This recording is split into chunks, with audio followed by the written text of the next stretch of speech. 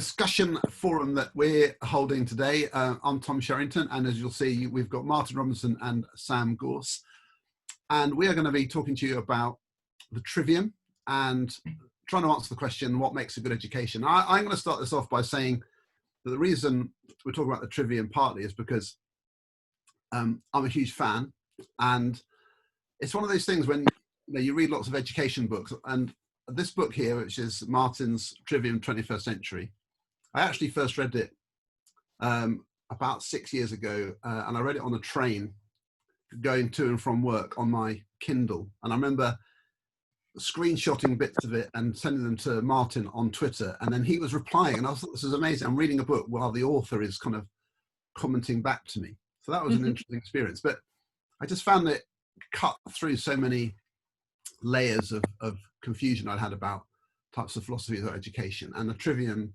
does present this kind of neat solution, but also quite a deep one. So I've always found it a huge influence, and in nearly every talk I do about curriculum, or in fact, literally every talk I ever do about curriculum, I always mention the Trivium, because I just think it's a really useful way to frame ideas.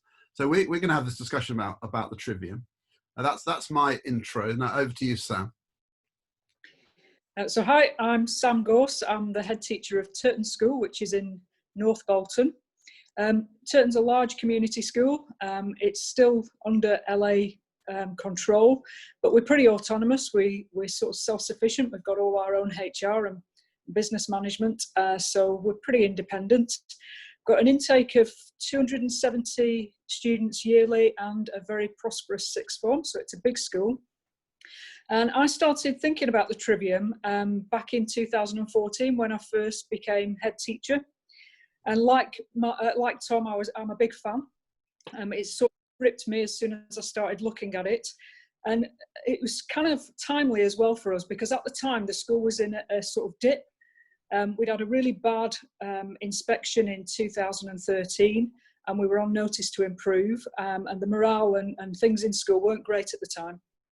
And I came across Martin's book, and it was really brilliant, because you're thinking about all of these sort of, great methods of working, great ways of working, philosophies around education, and very ancient, philosophical, almost going back to, the old ways of teaching, but fundamental as well. And luck had it, just as I came across Martin's book, that it was a really perfect timing for me, because Martin actually brought this really ancient way of working into the 21st century. So, that was a really good, timely moment for me. And I came across it through a blog that Tom had written. So it all sort of was tied together at the same time. And then 5 years down the line, we're still working with the Trivium at our hearts. It's the way that I see it is it's the blood in our veins. It sort of runs through everything that we do. And I'd like to talk a little bit more about that as we go through.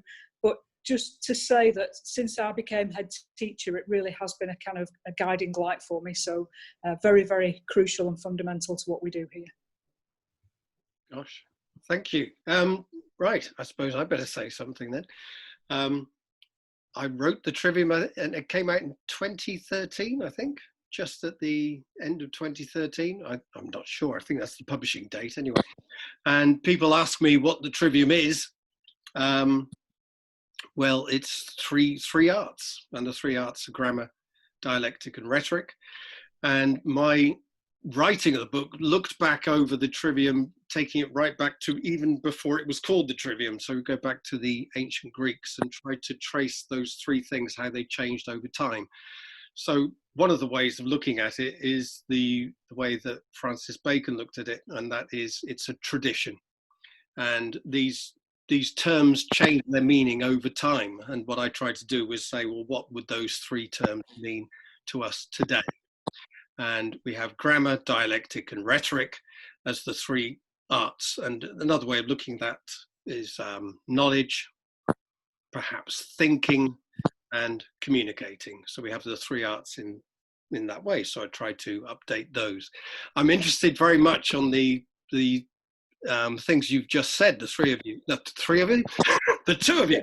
I'm the third one, yeah.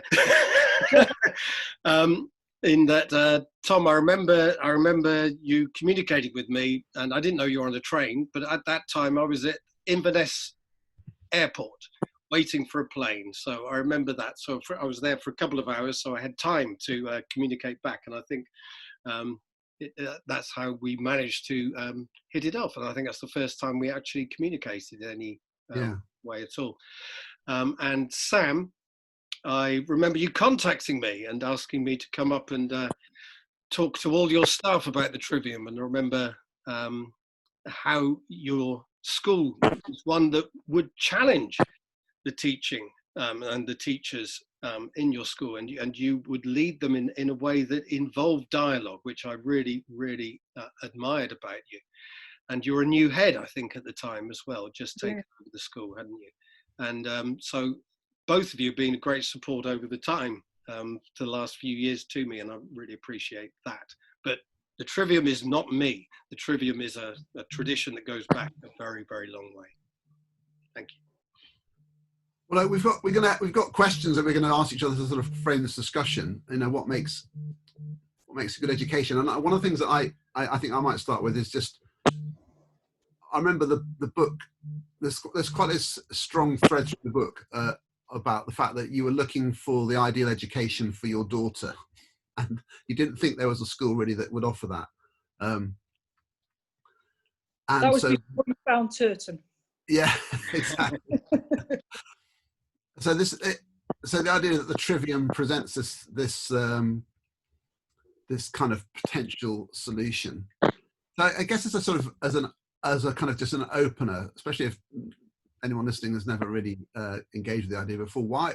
It's a very broad question, but why do you think the Trivium as a concept is a good basis for thinking about what makes a great education? Why the Trivium? Is that to Sam or to me, Tom? To you. I'll go to you first, Martin. Okay. Because of my daughter. I think also at the time it was just as we just changed government. So when I started writing it, I think, or looking at it as an idea, was when I was working in schools as a teacher, as a senior leader, and looking at how to pull together a quite traditional view of education, which the school I was working with at the time was quite a traditional school, a Catholic school, and also the ideas that were coming out in the 2007 national curriculum, which was the one with personal learning and thinking skills and all those sorts of things being thrown around. What I was trying to do is look at something, and creativity was the big one, you know, creativity and Ken Robinson, all that, and trying to actually sort of show that a traditional education has within it the ways of building creativity, of building philosophical thinking and reflection, and really engaging, if you like, with knowledge, not just as an input-output model. So there was a lot more to it than the grad grind model of traditional education that a lot of people were saying. So I was saying, well, you can actually teach people stuff. You know, you don't have to. It doesn't have to all be primary colours and lots of wandering around classrooms with post-it notes, which it seemed a lot of education seemed to become at that time.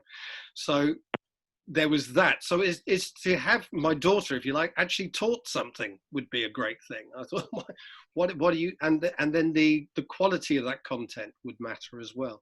So not just the how to teach it, but also how to choose it. That came very important to me as well. I think. Okay, so yeah, I mean, and that's interesting. So we discussed this a lot. I mean, I think the what we'll perhaps come on to this, but I suppose for me, one of the things that I'm interested in is within the Trivium is the dialectic, because obviously there's the grammar, there's the knowledge, and when I was in a school last, a lot of people found that really useful. Yeah, I can just teach things, and I should. And actually, what are the fundamentals of my subject that I need to teach? That sense of it being passing on the baton, you know, kind of the knowledge which matters. I think people find that really, really useful and kind of empowering, that we know stuff, and it's okay to say, hey guys, children, look all the stuff there is to know, and let me tell you about it. So I think that's important. But the dialectic is the bit, so I found slightly harder to get my head around, and especially explaining it to people. So here's my question: is it a thing? Is dialectic like, or is it like just a list of lots of different elements?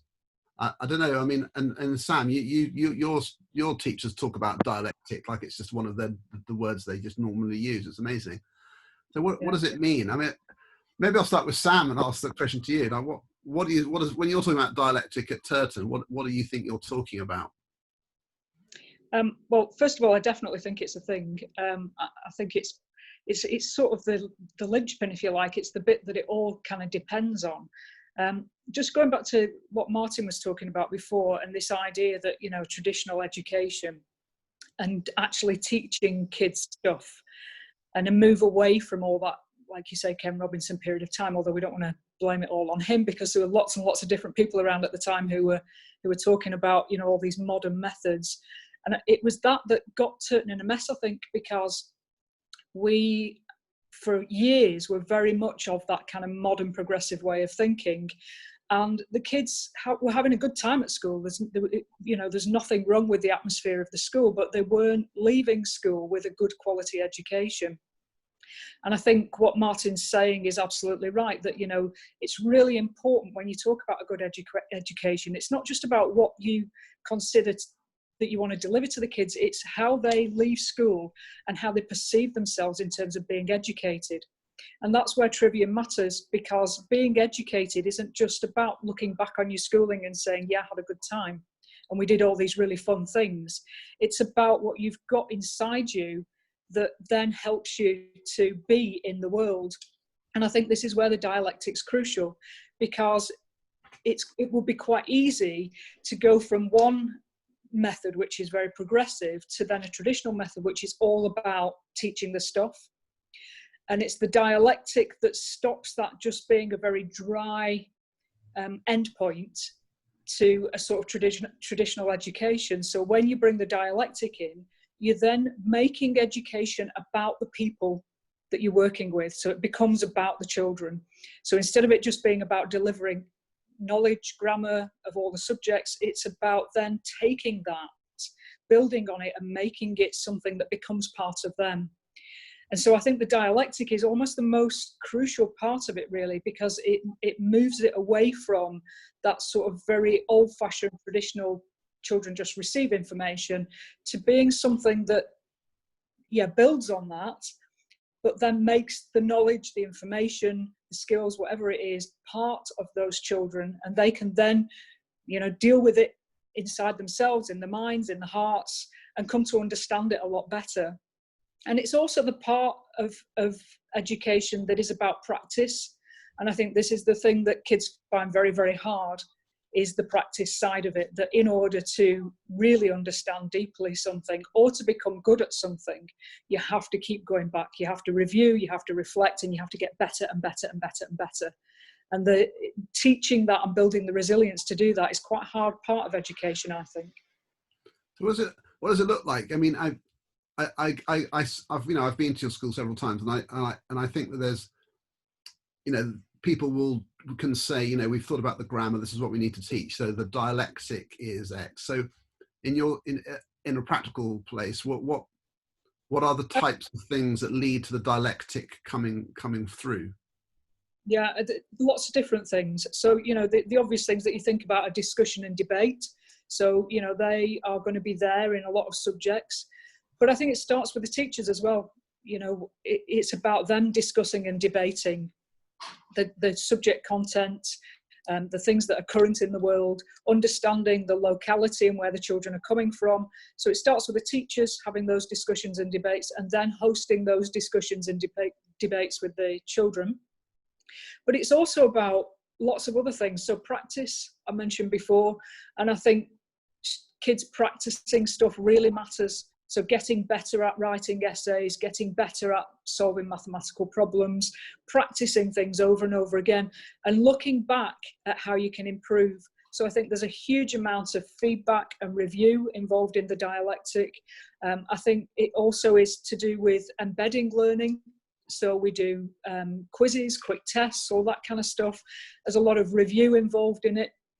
So it's a whole range of different things, and it can be practicing skills, it can be discussing and debating, arguing concepts, looking at different perspectives and points of view, questioning whether there's truth in things. I think, truth is a very strong value for us at Turton as part of education, and I think the dialectic is an important part in establishing truth. So what is truth? What is the truth of this topic? What is the truth within this subject? But also, what is the truth going forward for you as a person? So it's a wide range of things. So are you listening to that, Martin, feeling like that sounds, does that chime with your, is that chime with what your intentions were in setting out dialectic in your trivia? I mean, it's known variously as, if you look at different books around the Trivium over time, as three things. So it's either known as dialectic or logos or logic. And those three things are obviously very important. And each of those have a strand within it, I suppose you could say. Now, one of the ways of looking at, I think that Sam's just picked up on, is the idea that trying to make it that the student understands something in a deeper way, if you like. So I perhaps use the analogy of writing an essay. If you're writing an essay, it can work through the trivium. The final essay is the rhetoric, but the rhetoric must be the student's work, not just going through something that the teacher has told them is the work. So you shouldn't be, let's say, perhaps you are in some cases, but you shouldn't be just writing what the teacher wants you to write or what the exam board wants to see, etc., etc. What you should be writing is your own viewpoint on something. Now, in order to get to that viewpoint, you start with grammar. So the knowledge, you've got to look at the evidence in front of you. So you put that, and perhaps it's from, it could be about anything. It could be science, it could be art, it could be whatever it is. There could be more evidence on 2 or 3 different sides or more different sides of something that say, well, this is good, this is good, this is bad, and they might argue with it. And the thing to do is look at that evidence, put it together and say, well, that's good, and then pick out your own view from that. So what dialectic does, if you like, is take something from being about a tradition, a history, the way of seeing the world from other people's perspective, and bringing it towards your own perspective, which you're then going to put into the essay itself. So it's part of the process of making the understanding of the stuff you're looking at, making it your own. So it could be in painting, it could be in drama, it could be in science, it could be in all the subjects under the sun, if you like, but it's making it part of the pupil's interpretation, understanding, and then them pushing it further and saying, well, this is my viewpoint on it based on all the research and ideas I've had over it. So it's a very traditional part of the educative process. And I mean, it can be seen in Oxbridge education and the ancient medieval universities to this day, in the tutorial, discussions, the seminars, and obviously in the process of putting together an essay and or Viva, as it used to be. This is sort of deliverable. I mean, one of the things I find interesting is in a school context is how much power, really, it does come to that, or sort of responsibility teachers have got for framing that, because just in the way you've been describing it there. So let's say we were talking about the big issue that a lot of people are now sort of wrestling with again, which is anti-racism and the kind of colonized curriculum and interpretations of history and just representations of Black history, which aren't just all about slavery, which are about a positive view of Black people in the world and so on. And then, or it could be a science issue to do with, say, vaccination or climate change or whatever, or even something more generally controversial like abortion and whether that's good or acceptable or not. It's legal, but is it morally acceptable? All these sorts of things. So the dialect isn't just about make up your own mind, is it? Because there is a kind of knowledge which has to steer you. And the kids don't necessarily know enough to kind of be sure of themselves. So I think that's fascinating that no, it's got to be tied.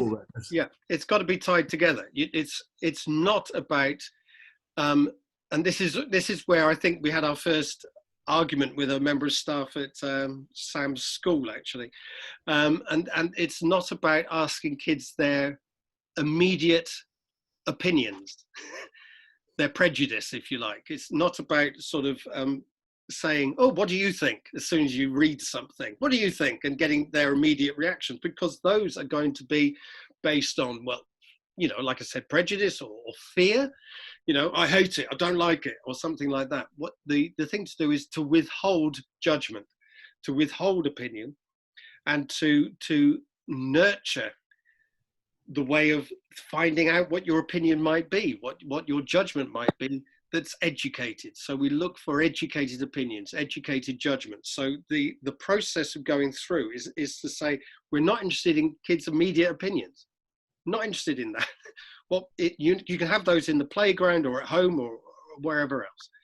But here in the classroom, we're about judgment, and that has to be through thought, through looking at a wide range of perspectives, and to think about, well, where do I sit on this? You know, so when I was at school, I was taught the British Empire and the Industrial Revolution, but completely from the British sort of heroic viewpoint, if you like. And of course, if you talk about race and other issues, if we look at empire properly, with the perspectives involved in it, we should be looking at the British Empire and colonialism together. And we look at various perspectives on that, and we weigh them up and look at those things in situ. So we don't just look at things from one side or just ask people their immediate prejudice. But that also means looking at texts next to each other and thinking about, you know, perhaps Heart of Darkness and Things Fall Apart, and looking at those two texts, because Things Fall Apart was written to some extent as a reaction to and a commentary on Heart of Darkness. So putting those two texts together is an interesting thing to do, and to see how one can find out things from the other, and vice versa, and look at quality and what is quality and what is truth, and all those other things that come from it, bearing in mind that we also have our subjective viewpoint on those things. It's not just an objective truth that comes out, particularly in the arts, more so than perhaps the sciences and maths, which tend to be more objective. So what's your take on that, Sam? So, yeah, when Martin first came to our school, he had a row with one of my best English teachers in front of the whole staff, which was a bit of a tipping point, could have gone one way or the other. But it was exactly that, yeah. So, you know, allowing children to have a voice, to have a view, to express their opinions. And like I said, you know, at that time at Turton, we were very much of that mindset that, you know, student voice was everything. And of course, the children should be able to express their views and their opinions. So when Martin suggested that, you know, perhaps that wasn't, you know, had to be in a timely way, or perhaps it wasn't the best starting point, the staff were quite outraged, you know, because they had a lot of pride in the way that they related to students and had positive relationships, and the students were very expressive and would talk to them openly. So it was quite a key moment, I guess. But I think, you know, in terms of that, I often think that there's a lot of time spent in the kind of performance zone in education, whether that's teachers or students, and they're attracted to that. So students like to just get on with the essay, or just get on with their art drawing, or just get on with that PowerPoint presentation. You know, they want to get to that kind of performance side of things. And certainly, you know, when it comes to tests and exams, they'd rather just get it done, get it over with. And the problem with that is that they're not then spending enough time in the learning zone. And the dialectic is the bit that kind of brings those two together and helps you move between those two zones, because the students are always performing. So in every lesson, there will be some aspect of rhetoric, some aspect of performance. So it's not necessarily just an end point. But in order to maneuver between learning and performance, there has to be a way of knowing how that works, how the timely way that you move from one to the other. And I think the dialectic does that, because at the point where they want to have an opinion about something, that's when it becomes obvious to them that they maybe don't know enough. And so you go back to the learning zone to say, okay, if you want to have a view on that, or if that is your view on that, then let's have a look at this alternative view. So go back to the learning zone. So I think the dialectic can be crucial in maneuvering them away from performance too early. So reaching out for the rhetoric too soon, and to say, no, you need to go back here to learning more stuff about this before you're in a position to write that essay or set up that performance, whatever it is. So there's a lot more stuff to learn. And I think one of the things that can happen, and this is so true of teachers as well as students, is that you can become complacent in where you're at. So the students that come into Turton are quite bright. We have a good quality cohort, and they're quite intelligent kids, and they become complacent very quickly. They think they know stuff, they think they're good enough, and so they sort of level out, a bit like teachers do in their career. They get to a certain performance and then they stop improving. And I think it's very easy to spend a lot of your time just in that performance zone, thinking that you're good enough. And I think the dialectic is where you bring people out of that back to learning, to say, no, there's so much more to learn. And it exposes the plethora of knowledge and information that's out there, and enables students to see that just because they know this little bit, that's not the full picture. And so it allows them to see all of the landscape of learning, and that they have to keep learning, that there's always a way to go, that it doesn't come to, you don't reach that performance and that's the end. Which is where the kind of the probing, I'm always fascinated where teachers have this natural instinct that some others don't and kind of need to learn, which is to probe, is to have a questioning style, which is almost a default. If I think of, say, the most fabulous teachers I can that pop into my head, this is almost the unifying characteristic, is that they're like interrogators. It's like a natural instinct. When someone's answered one of your questions, you say, okay, but what about this then? And how about that? And what about this happened? It's part of the joy of it. It's not even stressful for the kids, because it's like, oh God, it's fun to be probed, but to do almost to, as far as you can take an idea. And that is, for me, a kind of lived dialectic. It's in the moment. It's not just like a curriculum plan thing. It's responsive, and it makes kids have to justify their opinions. I think that's a great place to get to when you feel that instinct to probe. And it's also something that takes time to build up. I think the term is resilience, perhaps, or whatever, but for kids to expect it. So therefore they have to be prepared for it, but also not so stressed by it that they can't cope with it. It's actually getting it right. Getting it wrong can be quite a stressful experience, but getting it right, and actually it's exhilarating, and that's where you want to get to, and that takes time to build up. But I personally don't like, the bounce thing, people bounce it around and Zoom just ask one question and move on to someone else, or takes out a lolly stick and asks that person, or whatever. All these things, I think, aren't about it at all. It has to be in the moment, and it has to be about working with the students when the student's almost ready. And it's that sense the teacher gets at that moment of working with the class. Yes, we're ready now to go with this, and now to go a bit further, and now to go a bit further. And you can have quite, authentic moments, that much maligned term, authentic. But those moments where a student really has a breakthrough, and other students see that, and then that inspires them as well, and to really have a breakthrough of thought. And it can be a unique thought, a new thought that's come through at that precise moment, because of the way that the structure of the conversation has been going on. So it's conversive at that stage, but it must be based on good knowledge. And without that, then it just becomes a waste of time. Basically, it's just it's not grounded in anything. I'll tell you an example recently where I saw, a teacher who I would say was a brilliant teacher, but I saw a lesson where there was a kind of debate set up, which I thought was problematic, which was about vaccination. And it was a bit like, Celtic versus Rangers. It was a bit like 50-50. And so the students were sort of forming this sort of false allegiance to their team, which was the anti-vaxxers. And I thought that was interesting because they were kind of forced into a position where they had to adopt a mindset where I thought, okay, this is, you have to be quite a sophisticated learner to realize this is a position that is there, but it's very small and it's quite easily demolished.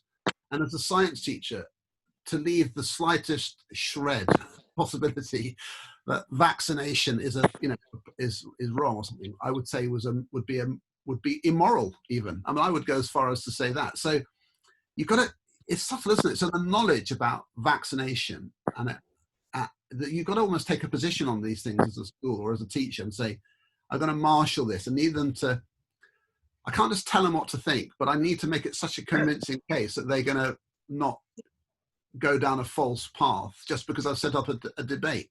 Do you know what I mean?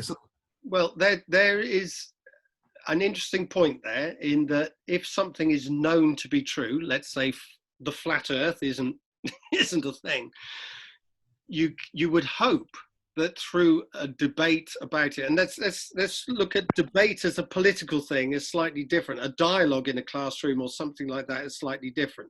As an academic exercise is different than a political exercise to some extent. You want to test the truth of something. If it then comes out that the anti-vax thing sounds more truthful and more, and it comes out, and your whole class comes out thinking, well, actually the anti-vax thing is more true, then there might be a problem with the truth. It might be, because if the argument exposes it, what argument should do, or in a Platonic terms of it, with the idea with dialectic was to expose the truth, to get us closer to the truth. Now, if you have people who can be so articulate that they can persuade people to go the wrong way, then you've learned something perhaps about the power of rhetoric, etc., etc. But you should be using dialectic to actually test out things, to test out the logic of something, to test out whether it is true. One way of doing that is halfway through is to then swap sides. So you have your two sides or whatever debating something, and then they swap sides. So in other words, showing that you understand the argument that opposes is quite a useful exercise to show empathy with an opposing point of view, even if you completely disagree with it. So it's not about opinion there, it's about testing the truth itself. And then, of course, when they come to write their essays after going through such exercises, then they might sort of say, well, the anti-vaxxers think this, this, and this, but we expose this because of this, this. Yeah. So it's a way of exploring the truth rather than persuading people against their better judgment about something, I would hope. And if anything, this is something that comes through on Twitter and places like that all the time. We've lost perhaps some of the way of making judgment, and we have sort of split into tribes, vaxxers and anti-vaxxers who never listen to each other's points of view at all, and therefore persuasion becomes such a battering ram rather than actually an engagement in looking for truth. Sorry, did you say something there, Sam? Sorry. I was just going to say that, in a classroom situation, you would never do that without the potential of teacher intervention anyway. So it's not like Twitter where you're just allowing opinions to run riot. Surely you would want, so we do a lot of this in Turton, a lot of, you get a certain group of kids to present one side of the argument, a certain group of kids to present another. No matter what they agree with, they've got to look at alternative perspectives. But you would always want the teacher there. So, a bit like you're saying, Tom, if it ends up that the student is a much stronger advocate for what might not be the truth or the wrong thing, then you've got the teacher there to help with that, haven't you? So the teacher always has to feel as though their argument is always going to be the strongest in the classroom, no matter what.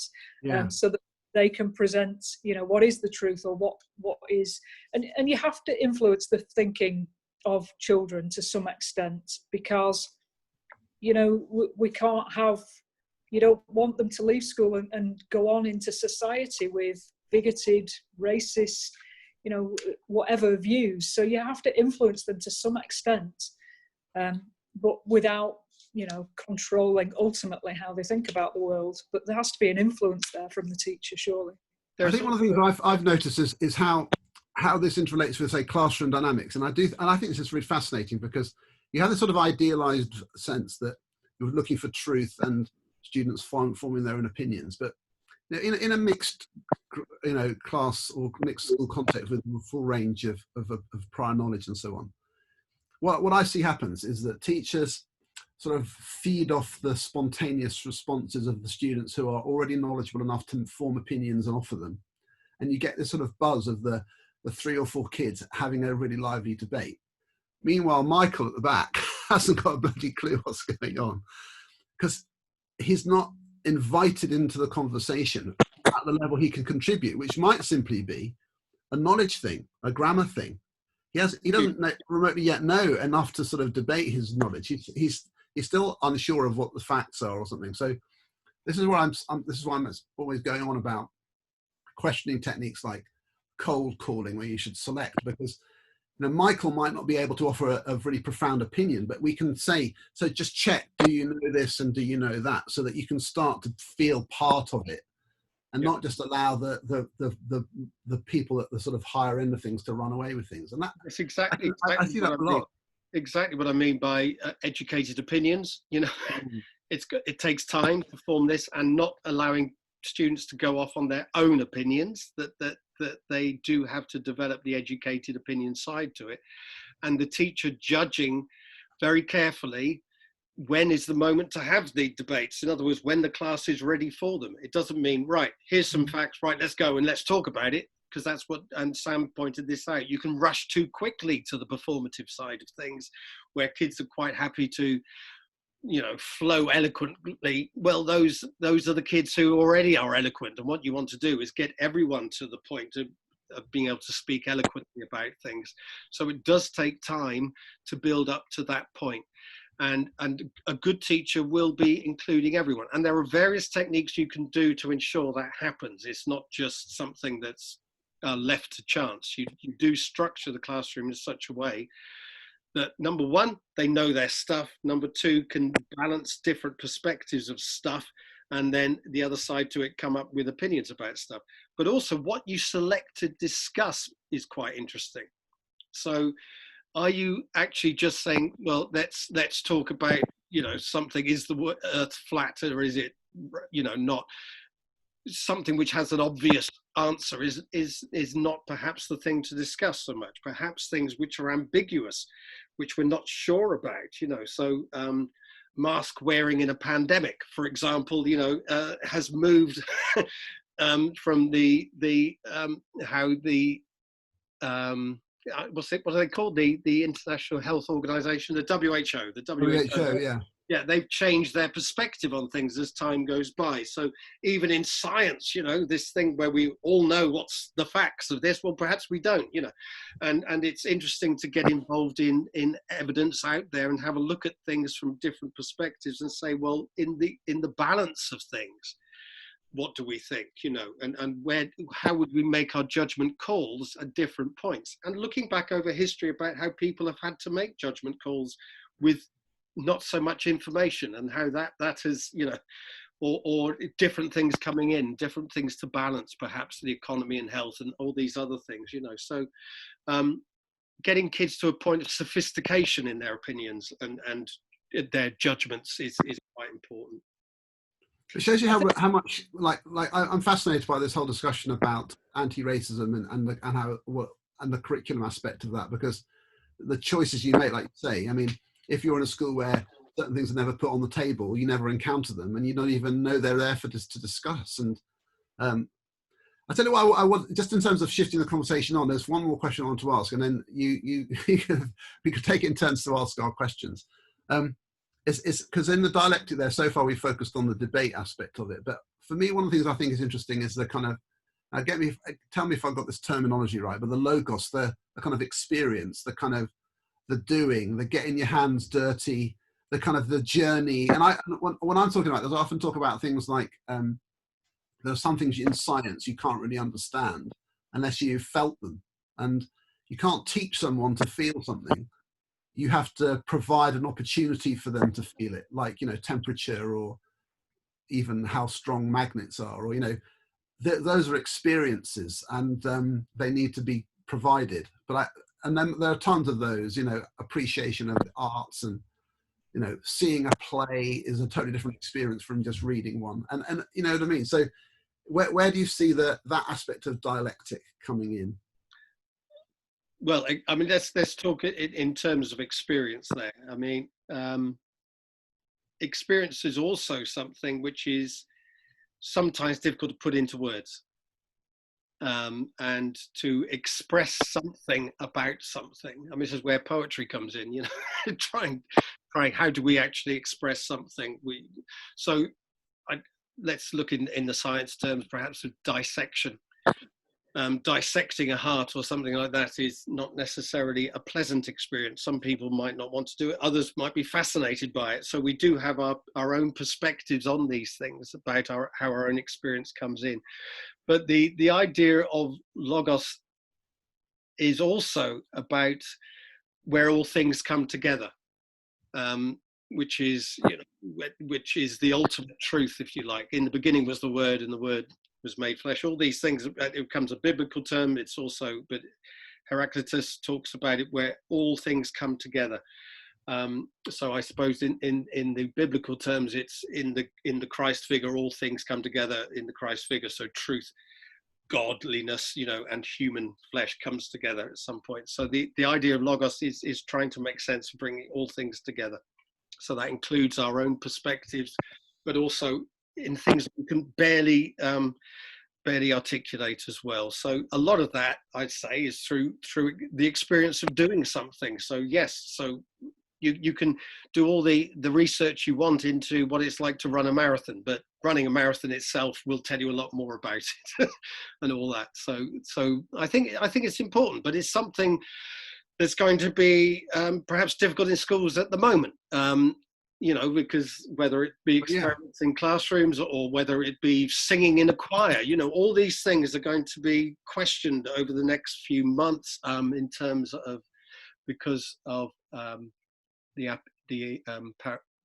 was going to say paramedic. What's it called? Pandemic. That's it, pandemic. I need a paramedic. That's what. but that kind of thing. So, you know, but these are very important things. Geography classes, going out to look, you know, to do field trips and all that. Perhaps I suppose my point is that they're kind of important, aren't they? I mean, Sam, how much importance do you place on this part of the Trivium at Turton? Yeah, I mean, I agree. I think the logos is where it all comes together. And, you know, if you're doing a geography field trip, it brings in so many aspects of your learning of geography. And so it is crucial. You know, there are some things that you can't learn properly without having to actually do them, or experience them, like you say, and understand how you feel about those experiences. I think it comes down to curriculum planning. And I think when you are designing your narrative for your curriculum, you've got to decide where, when, how much of those experiences you put into the curriculum planning.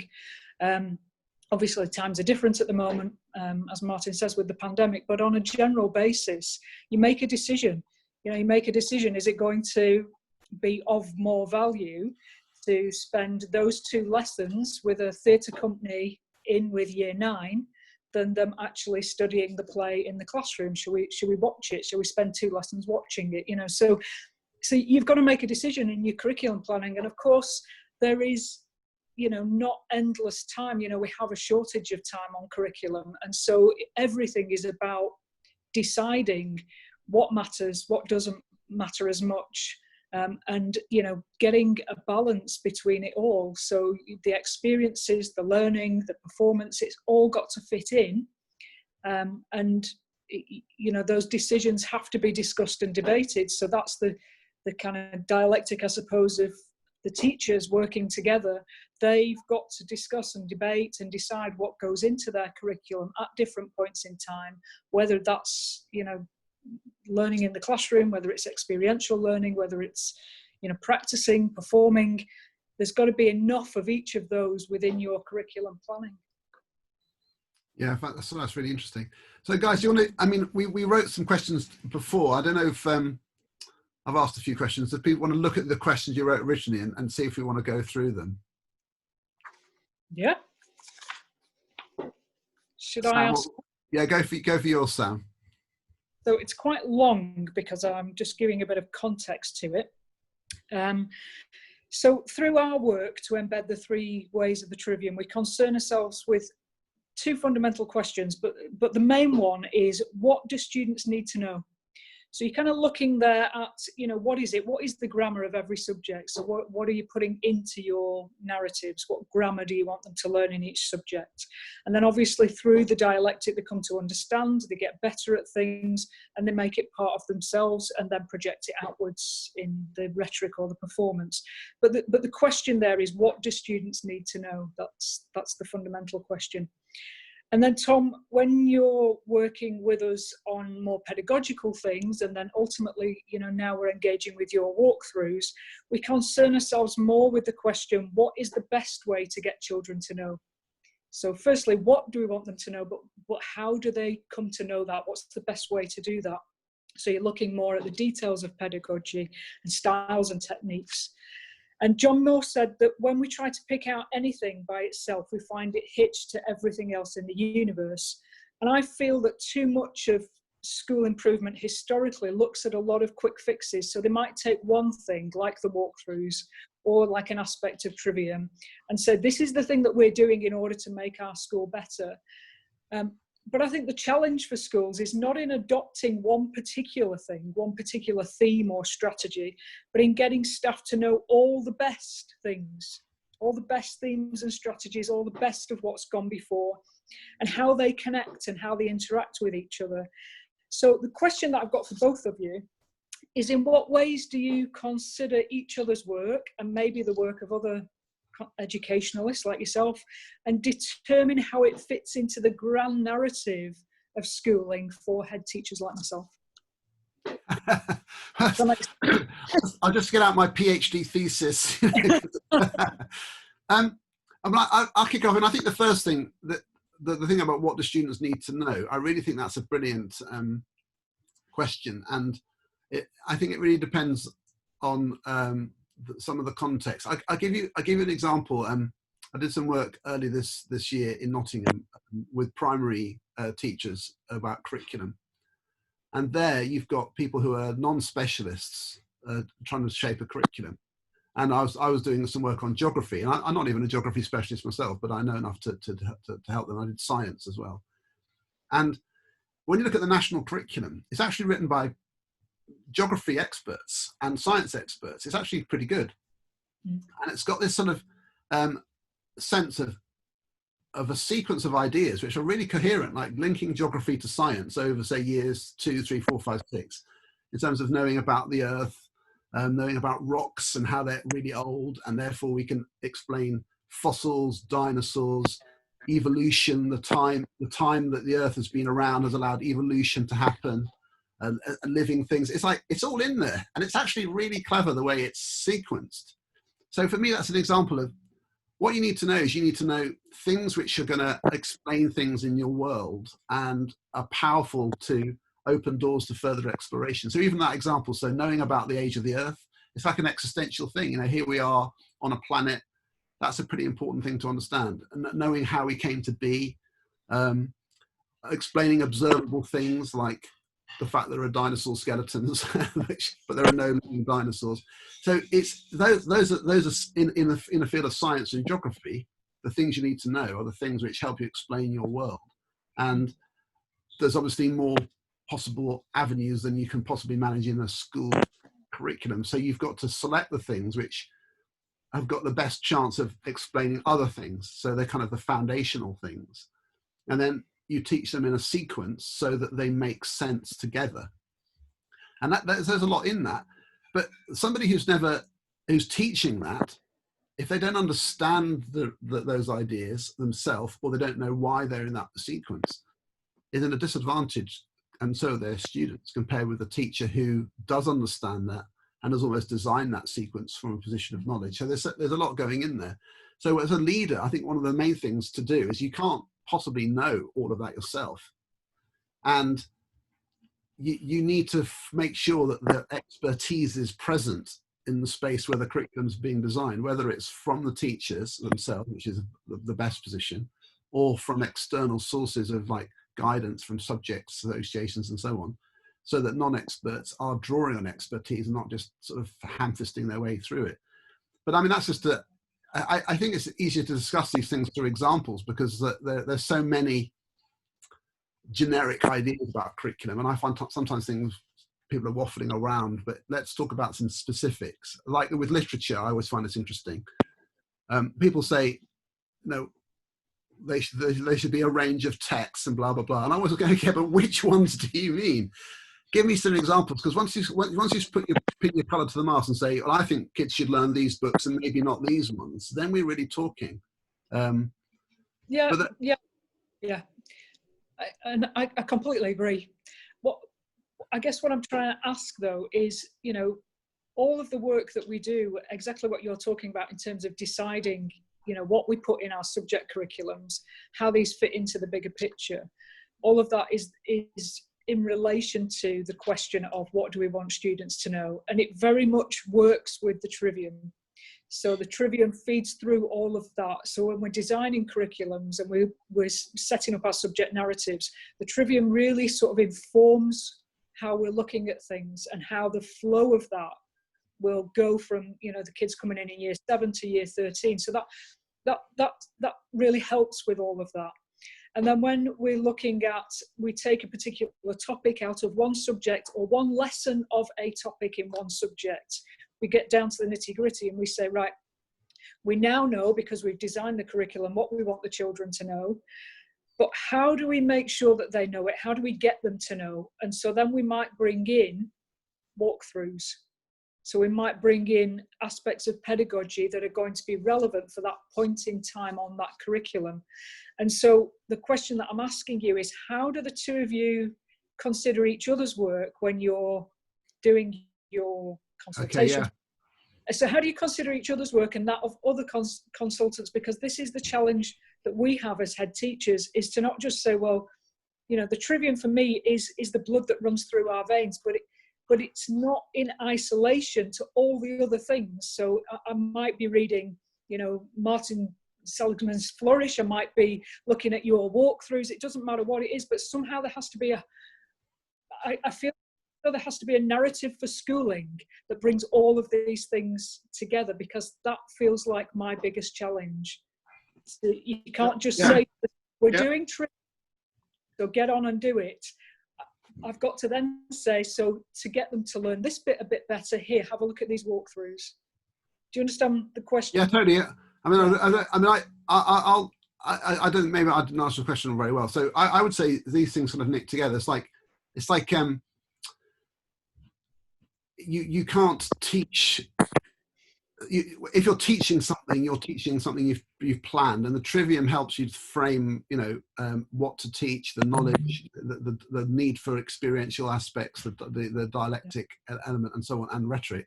But how you reach this is the thing I think is the hardest thing about teaching, is creating that so that every child is learning. I actually think it's easy to teach a child something. Yeah. The hard bit in schooling is getting a class full of very different children to learn it all. And so that I suppose my focus is on taking the curriculum ideas and creating routines and practices which support teachers to educate everyone. And it's all about the all. So a big emphasis on the routines and in the walkthroughs, it's things like questioning techniques, checking, you know, retrieval practice techniques, behavior management techniques, explaining and modeling. And it's all about reaching. But of course, none of that really has any meaning outside of a curriculum context. You don't explain stuff, you explain maths or art, or so the content, the curriculum. So that, but then you can't just sit on the other side and say, let's just map out our beautiful Trivium informed curriculum with the lovely flow diagrams and links if you haven't got a sense of how that slightly underconfident child in the corner is going to engage with that. So that it's you can't really talk about one without the other. So I do really think there are some schools I've been to where their curriculum, when you look at the documentation and the thought behind it, it's amazing, impressive, but it's not hitting, it's not being delivered. It's not for all. And others where it's almost the opposite. They've got this sort of very kind of buzzy classroom practice, but the stuff they're doing is a bit boring, you know, like it's like it's a bit thin. And so you think you guys need to pay way more attention to your curriculum design, because your pedagogy kind of is okay. So I that's how I see it. I mean, maybe that might be a bit sort of simplistic. So Martin, I don't know what your view is then. Yeah, can I go back to the question of content as well, which trying to balance not having a curriculum that's one damn thing after another. So we can choose content, but if we just make it this novel, this novel, this novel, this novel, we've got to try and think about how the whole thing hangs together. So to me, I mean, I use the idea of a triangle, that if you think of the point of the triangle is contained within something else. So breadth and depth I'm talking about here. So if it's just one damn thing after another, you're going to choose, right, we're going to have to teach this novel, this novel, this novel, and they're not contextualized at all, then children's understanding is very little, I think. So if we're doing, let's say, a Dickens, now if you just know the novel and you don't know how it fits in what a novel is, for example, what is a novel? You know, you might be doing novel, you might be doing this Dickens novel, but you don't know what a novel is. So do you know the form and genre? Have you been taught the form and genre over time? What do you know about the Victorian novel? How does that compare to a more modern novel, more contemporary novel? Do you know about, well, let's say if we're doing Frankenstein, do we know about the Gothic? Do we know about Romanticism? Do we know about, you know, the Enlightenment? Do we know all these things that things sit within? So to me, look at the choices you make in terms of the breadth as well. What are the broad stories we are telling? How do these things fit inside other things? So the top of the triangle, if you think of what I call the upside down triangle, I know it isn't upside down, but there's the breadth at the top going down to the point at the bottom, and it's getting that relationship right, that the point that you might be answering in the exam is contained within lots of other bits of knowledge to get you there. And then you're putting triangles next to triangles next to triangles, creating webs of knowledge and schematic, you know, this whole thing, how it all hangs together becomes very important. So that in terms of curriculum design, I think that's your narratives. It's getting that balance right, and that's different for different subjects, different things you're teaching, you know, how you get that together. And to me, that should involve the dialectic, should involve argument, should involve putting things together that juxtapose and create fascinating difficulties there and interesting things for students to get their teeth into. In terms of sitting within a framework, well, number one, I wouldn't follow every consultant anyway. I wouldn't just zoom around every scientist or every thinker that's ever said something. Only and be wary as well of worrying about what they say, because there's a lot of expertise in every school. And the number one consultants in the school, if you like, are the teachers at the chalk face who are having to do it, and then their pooled expertise within departments, etc. But for very, very small departments of one or two people, then of course trying to get some sort of network outside the school really helps. And I think that helps for all departments anyway. But that could be based on curriculum design, but also pedagogical design as well. But the two things to me are interrelated. For me, the Trivium gives the framework. So grammar, you know, how to get kids to remember stuff is important. Dialectic. Good questioning then becomes a thing. Right, how do we get that together?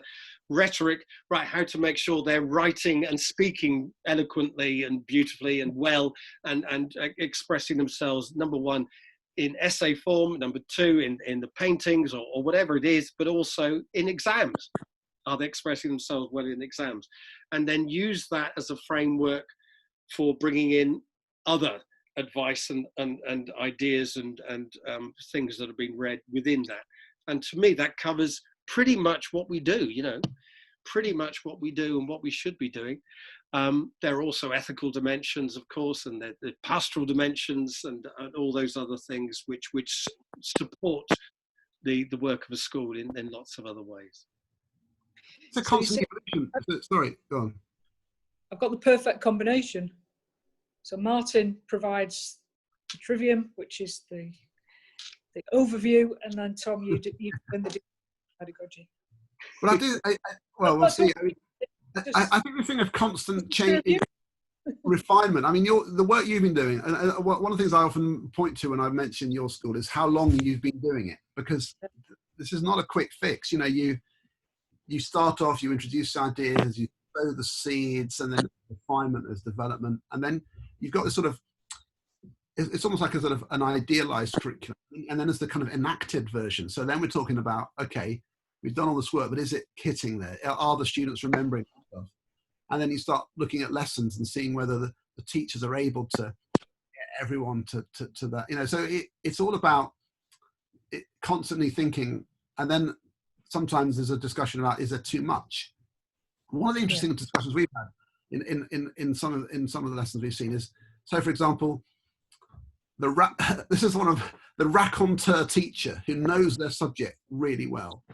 Yep. Can tell stories all day long, like you just could listen to them all day. Yeah. But maybe their outcomes aren't so strong because when you're listening to them, there's not enough checking for understanding. There's not enough of the student in there. It's very teacher. The time, the amount of voice is very teacher dominated because of this sort of raconteur style. And that can give everyone in the room this feeling, oh, this is great. I'm learning so much. But actually, it's not working because the teacher's not saying, okay, how's this? Let me hear back sort of almost a reflection of what I think I'm telling you. And that to me is a really important interface of curriculum and pedagogy where the student doesn't really have a way of articulating what they think they've learned. And they can't, then the curriculum isn't really theirs. It's kind of sitting in the room, it's not getting in. And that's not literally not a trivial point. I mean, in that if you're not doing the dialectic, then the student is not involved at all in it. You're just delivering something. Well, what is a lecture? A lecture is the rhetoric of a teacher. So that's just one thing, and you're not ensuring that the grammar is learnt and known and understood, and you're not also involving the pupil in getting involved in the debates, in the arguments, in the thinking behind it as well. And you're not checking on that. So the Trivium gives the shape to that and gives the rise to that not being the way to go, if you like, because you're not doing the Trivium then, are you? Exactly. One of the things I think is so interesting. One of the things I think the Trivium is so important for is the rhetoric. And I had a chat with Peter Hyman at School 21 last week. We did a Zoom chat. He was saying that in his school, age 4 to 18, that week every child age 4 to 18 was doing a TED talk, a recorded TED talk as part of their remote learning. And this sort of there is this sort of set piece performance aspect of rhetoric, and that takes planning. But he would say that that's actually just sort of that's the showcase stuff really, compared to structured dialogue being bread and butter in the classroom. And I still think this is something as in schools generally is a relative weakness, that teachers structuring talk so that it doesn't feel like a free-for-all, and you have children even practicing saying words. It's fascinating to me how easy it is to think you've taught a word, like say the word, I don't know, dialectic, and you might think you've explained it really well. The kids have written it down. It's in their table. It's in their book. They can even answer a question where the answer is dialectic. Mm. But when you ask them to talk about it, they never use the word because it's still alien to them because they've never actually said it. And that type of verbalizing of knowledge, I think, is something which I feel has so much power and yet isn't always there. So I don't know. There's also the grammar of rhetoric, of course. You know, how do you structure the talk, and that becomes very important. And to me, that is structured around pretty much an ancient idea, the rules of rhetoric, if you like, but which also feeds into how you structure an essay and various other things. You know, to make that work. Now, I don't know if it would be a TED talk, wouldn't be my my go-to one there, but there are different ways of structuring talks, and a TED talk is a way of doing it. You know, they have, you know, if you look at there's a really good, I think, a piss take, basically, if I'm allowed to say that, of a TED talk done by someone just going through it, and a comedian doing his version of a TED talk was very funny. But doing a speech, and getting kids to articulate exactly what their thoughts are is a very important part to it. And that can happen and what I like about Peter's work, he does start young and take them all the way through and not patronize them. Oh, you're not ready yet. You're not ready yet. Give them the challenge, but give them the structure. Because so many times you see kids doing talks, which they haven't been taught how to do a talk. So they're just holding a bit of sugar paper and mumbling behind it or something like that, or facing a PowerPoint on a wall and just talking to it all the way through. And they're not given the structure to it and don't understand the structure to it. So therefore, they don't become articulate, they don't become eloquent because they're getting away with not thinking that through. So I think that's an important thing as well. Yeah, so how are we doing for time? Because I feel like I think it's my question now, isn't it? Yeah. I've got my two questions then. One for Tom, one for Sam. Let's start with Tom, which is about Rosenshine. Yeah. And you're known for being Mr. Rosenshine, Mr. Reisenshine, Mr. Rosenshine. And what I was interested in is because to me there are elements that the Trivium and Rosenshine share, and that they don't share, if you like. And what I'm interested in is your feeling of what or your opinion on where they share certain things and where they perhaps don't share certain things. Yeah, I mean, I think that the reason why I find Rosenshine useful is because it covers a range of different things which are very common issues for teachers to wrestle with. So the beginning, there's an aspect where I think it totally helps support the Trivium, which is ask lots of questions and check for understanding. And that is that's the core. In fact, even in some of the Rosenshine stuff he's written, he underlines a check for understanding. And if you took out all the rest of it, those two things to me are just so important. His evidence base suggests that teachers who get good outcomes typically ask more questions. Why? Why does that work? Because it tests the students when they're answering a question, you have to think more about, do I know it? So you're forming a richer schema. But also the teachers get feedback about whether or not they've explained it or dealt with it enough. So they're always on that sort of contingent path. Are we ready to move on or not? And that's where they're checking for understanding. So for me, that's just absolutely vital. If you're going to secure grammar, that's true. If you're getting students to practice articulating their ideas as the rhetoric, but there's also this that if you link it to probing questions, sort of so dialogue. So he suggests question stems, which are quite dialogic they set up a discussion. Then what's the answer? What's the answer? What's the answer? It's what about this? Give me some more examples. So I think that's totally compatible. And also the kind of the sequence of the curriculum. So the knowledge, breaking things down in small steps. In a way, I'd say that it's a subset. I would see Rosenshine's principles as being a subset of a Trivium, which is a wider notion. So it doesn't cover it all. But I don't think there's a part of the Rosenshine principles which is sort of against the Trivium. I wouldn't see it that way, because it's all about just how you do the bit of instructional teaching.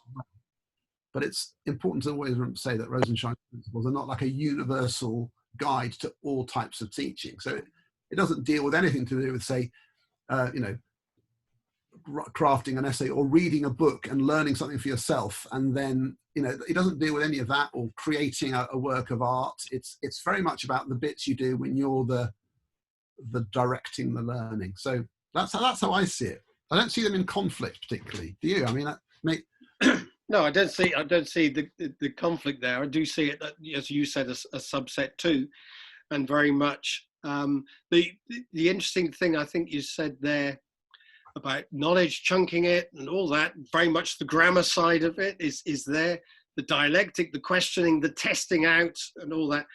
What I'm interested in is what you said about what isn't there, and perhaps to some extent that is then moving it to the student's own thinking and their own thinking, rather than testing out whether their thinking is right, which is one thing, and then moving it beyond that to become more about their own thinking, the rightness of their own opinions, if you like, and then moving it to that stage. And I think that perhaps isn't as strong a part to it, but it is about testing out whether they are right more, and whether they have learnt their stuff, you know. And I think that's a useful subset. I think it is a subset of the Trivium. But I think everything's a subset to the Trivium. Of course, I think Bloom's taxonomy, a subset to the Trivium. You know, whatever it is, it's just a subset. Go on. It is. Yeah, that's why. I know.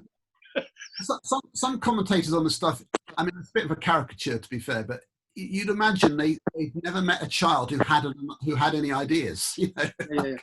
You think, come on, really? Yeah.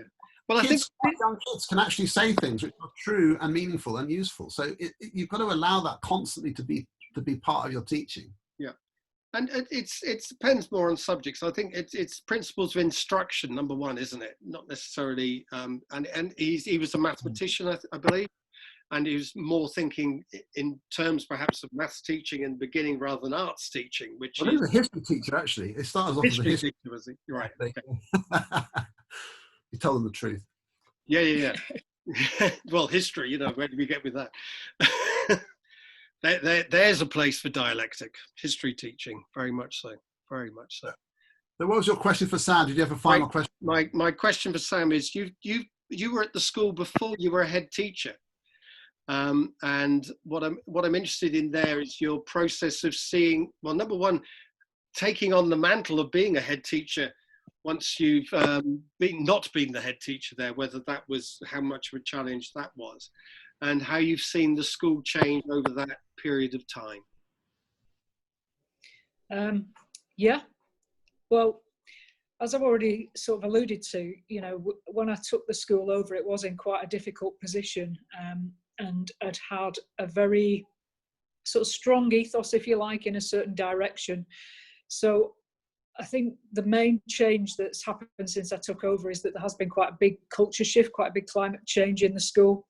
And that has been largely around moving away from it being sort of labelled as a happy, caring school to, yeah, of course it's a caring school, but, you know, it's a hard-working learning organisation now. And I think that's been quite a big change for the staff that have worked here throughout that time. The kids, yeah, but I mean, the kids, you know, they moved through, they felt the change, but kids are adaptable, aren't they? You know, they've adapted very quickly to it, and that's okay. But I think for the staff, one of the things that I think about when I look back, you know, over the last 6 years, is something that you put in the walkthroughs book, Tom, that really sort of struck a chord with me, which was a small section that you wrote about professional amnesia. And that's the idea that, you know, teachers don't, it sort of comes back to what I was saying before, that a lot of teachers do plateau. You know, they get to a certain point and then they think they're good enough and that's it, they just carry on. And I think there is an element of that where this professional amnesia comes in, where we don't remember as a profession all the really good stuff that has gone before. And so every teacher coming into the profession, it's a little bit hit and miss about whether what your training's like and what you learn as a teacher when you're training. And sometimes, you know, you can get a really good school and a really good professional mentor and it all goes really well. But other times you kind of almost like a sort of, you know, basically a supply teacher, and you're not really taught all all the grammar. So, you know, the Trivium comes into that, doesn't it? That idea of professional amnesia, a way of getting rid of that would be to bring in the Trivium for teacher training and say, actually, as teachers, we need to know what the grammar is of our profession, our subject. And I guess that's kind of what I did when I started as a head, that I thought, right, what do I want here? You know, what's going to really matter? What is it that's going to make a good quality education for the kids at Turton? And like I said, you know, a lot of the kids that come into Turton are bright, you know, they deserve, I mean, all kids deserve a good education, but they've got a good starting point for us to really build on there. So what is it that we want to do in order to make this work? There's some good stuff in terms of, you know, the atmosphere and the caring side of the school, but the learning, the teaching wasn't good. And the Trivium came in at that time for me. It was almost, we'd set up a leadership book club, and I read Tom's blog. So together we read Martin's book, Trivium 21st Century. And it was a period of massive transformation, very, very exciting period of time, where we spent a lot of time, probably 2 years, just discussing and debating with the staff about how the Trivium works, what it looks like in the classroom, testing things out. So not even necessarily, you know, creating structures and systems at that point in time, just discussing and debating with the staff how it would work, what it would look like, what it would mean to us, what the impact would be on the students in the classrooms. So a lot of discussion with staff, a lot of teacher development, if you like.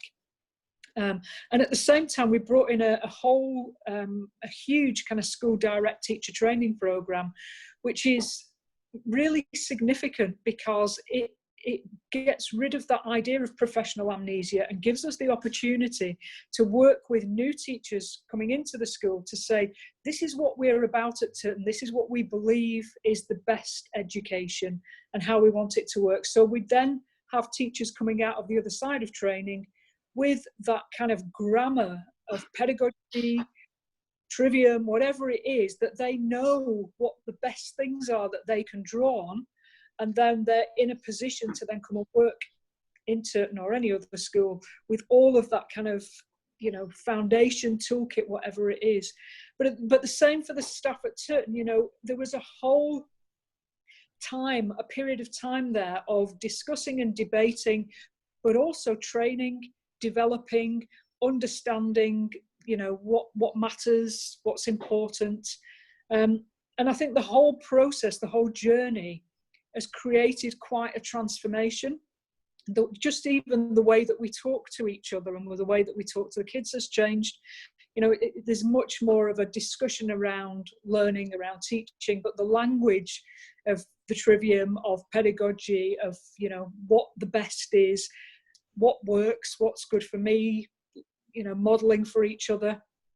And that runs through all of our professional development now. So I feel that really has kind of transformed the school, if you like, into a completely different place now. And this pandemic, I always think that when something happens, well, something difficult happens, whether it's Ofsted turning up or you know, coronavirus pandemic or whatever it is, there's always challenge along. It really separates the wheat from the chaff.